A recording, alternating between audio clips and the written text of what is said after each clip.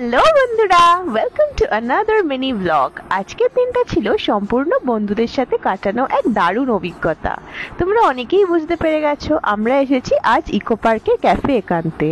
আর চারটে বন্ধু একসাথে হলে জমজমাট গল্পের আসর তৈরি করতে হলে অবশ্যই লাগে কিন্তু কফি আর স্ন্যাক্স।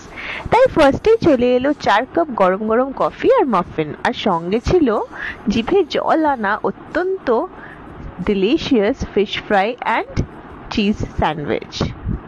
ও, গল্প করতে করতে তো ভুলেই গেছি আপনাদের সঙ্গে আলাপ করিয়ে দিই। এই যে ইনি হলেন আমার ডিয়ারেস্ট হাজবেন্ড বরুণ, আর এই যে আমি উইথ মাই 32 অল আউট, আর ইনি হলেন রিয়া ম্যাডাম।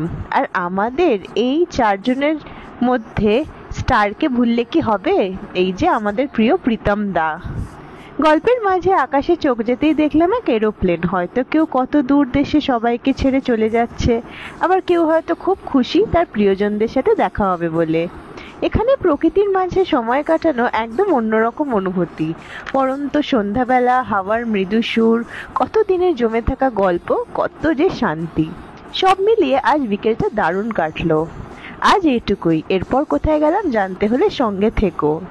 আর এই ব্লগটি ভালো লাগলে লাইক, শেয়ার অ্যান্ড সাবস্ক্রাইব করতে কিন্তু ভুলো না। বাই।